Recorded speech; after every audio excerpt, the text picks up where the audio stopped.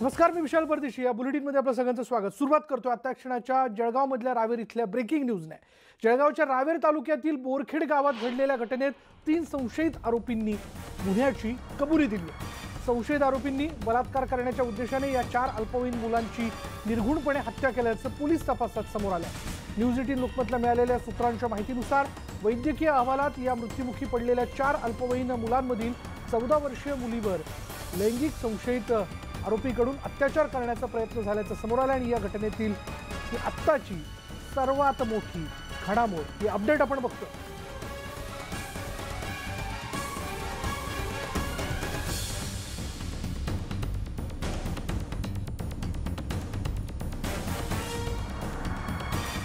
जळगावमधल्या रावेर इथल्या बोरखेडमध्ये हे हत्याकांड घडलेलं आहे. 4 लहान मुलांची हत्या करण्यात आलेली एक 14 वर्षांची मुलगी, जिच्यावरती लैंगिक अत्याचार करण्यात आले होते आणि त्यानंतर तिची निर्घृणपणे हत्या करण्यात आली. 3 संशयित आरोपी जे होते त्यांनी याबाबत आता गुन्ह्याची कबुली दिली. बोलूयात, आमचे प्रतिनिधी लक्ष्मण हाटोळा आपल्याबरोबर तिथल्या सगळ्या घडामोडी आपल्यापर्यंत पोहोचवत आहेत. लक्ष्मण, तू दिघावकर साहेबांशी देखील बोलण्याचा प्रयत्न केला, जे तिथले पोलीस अधिकारी आहेत त्यांच्याशी तू बोलण्याचा प्रयत्न केला. पोलिसांनी असं स्पष्ट केलेलं आहे, आपण बघतोय की थोड्याच वेळात याबद्दल पत्रकार परिषद घेऊन माध्यमांशी काय नेमका कुठपर्यंत हा सगळा तपास आलेला आहे याबद्दलची माहिती देण्याकरता ते पुढे येतील. बोलूयात, आमचे प्रतिनिधी लक्ष्मण घाटोळ आपल्याबरोबर आहेत. लक्ष्मण, पोलीस पत्रकार परिषद घेऊन याबद्दलचा तपास केव्हा स्पष्ट करणार आहे?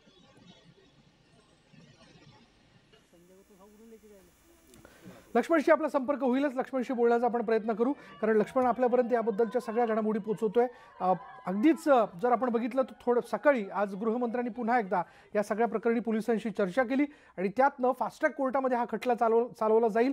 विशेष सरकारी वकील उज्ज्वल निकम यांची या खटल्यावरती नियुक्ती करण्यात आलेली आहे आणि ज्या 4 अल्पवयीन मुलांची हत्या ज्या 3 संशयितांनी केलेली आहे, ज्यांना ताब्यात घेण्यात आलेले आहे, त्यांनी या प्रकरणात गुन्ह्यांची कबुली देखील दिली आहे.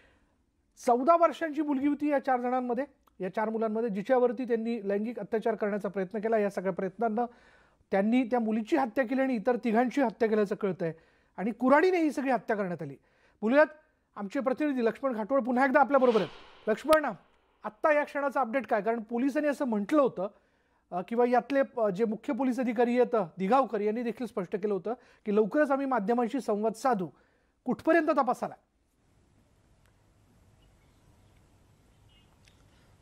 खरं तर जळगाव पोलिसांनी अतिशय मोठ्या शिथापीनं हा तपास केलेला आहे आणि या तपासामध्ये धक्कादायक माहिती जी आहे ती समोर आलेली आहे. न्यूज 18 लोकमतला मिळालेल्या सूत्रांच्या माहितीनुसार सदर घटनेमध्ये जे 4 जण मृत्युमुखी पडले होते त्यातली जी 14 वर्षाची मुलगी आहे तिच्यावरती लैंगिक अत्याचार करण्याच्या उद्देशानं या 3 संशयितांनी या 4 जणांची निर्घृणपणे हत्या केल्याचं समोर येत आहे.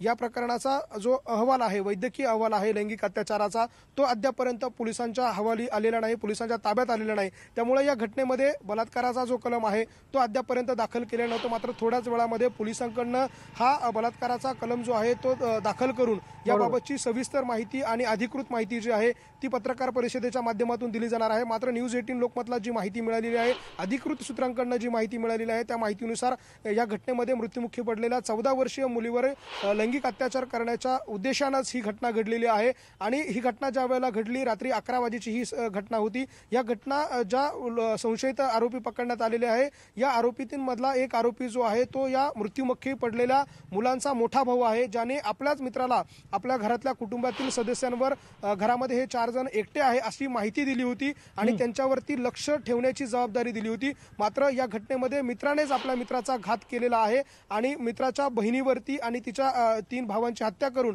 लैंगिक अत्याचार करण्याचा प्रयत्न केल्याचं पोलीस तपासामध्ये जे आहे ते समोर येत आहे आणि याचबाबतची पत्रकार परिषदेत अधिक माहिती जी आहे ती थोड्या वेळात मिळेल.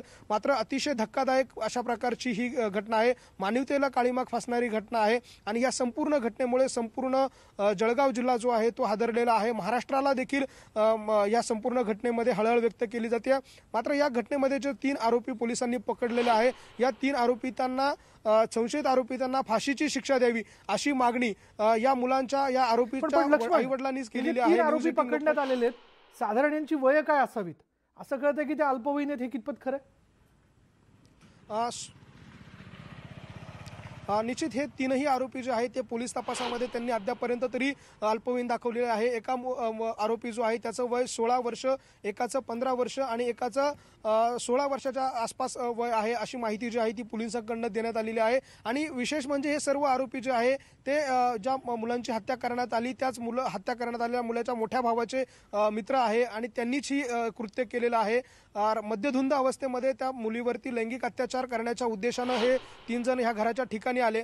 घराचा दरवाजा ठोठावण्याचा प्रयत्न केला, मात्र त्या मुलीने दरवाजा उघडला नाही, म्हणून ह्या आरोपींनी जे आहे खिडकीत मधून आतमध्ये प्रवेश करून त्या मुलीवर लैंगिक अत्याचार करण्याचा प्रयत्न केला, मात्र त्याला विरोध केला म्हणून कुऱ्हाडीच्या साह्यानं या मुलीची हत्या करण्यात आली। आणि त्याच वेळेला घरात असलेले जे 3 लहानगे मुलं आहे ते देखील झोपेतनं जागे झाले आणि ते जागे झाल्यानंतर आरडाओरड त्यांनी सुरू केला, मात्र हा पुरावा नष्ट करण्यासाठी म्हणून या आरोपींनी त्या तिघाही मुलांची धारदार शस्त्राने निर्घुणपणे हत्या केली। दृश्य जर आपण बघितली तर अतिशय मन हेलावून टाकणारी आहे। संपूर्ण घर जे आहे आपण बघितलं ते रक्ताच्या थारोळ्यात आहे, भिंतींवरती देखील अक्षरशः रक्ताचे शिंतोडे उडालेले आहे आणि अतिशय मन हेलावून टाकणारी अशा प्रकारची ही घटना आहे।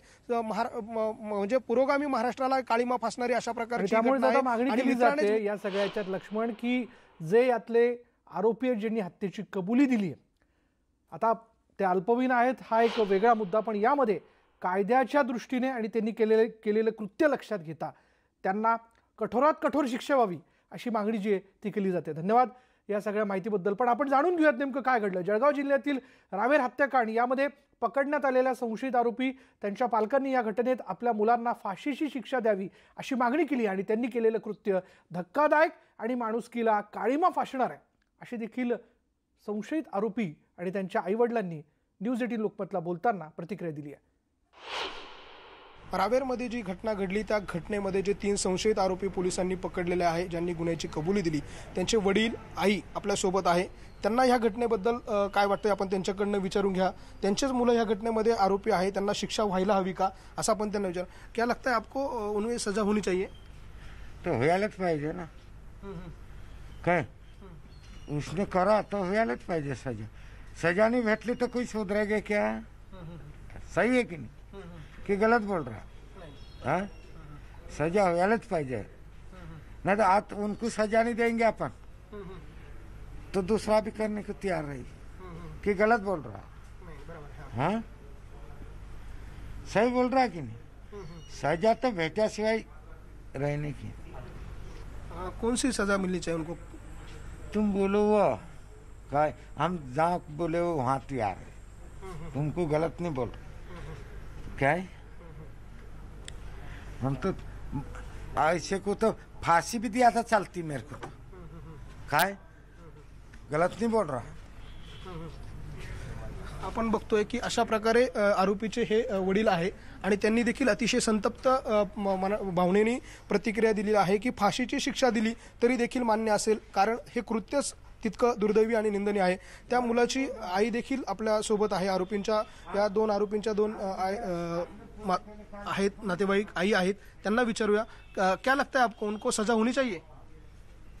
काय भी करू, सजा करते वारने काय भी कर, मैं अकेली बाई काय करते? उन्होंने जो किया वो केस आपको क्या लगता है उसकी?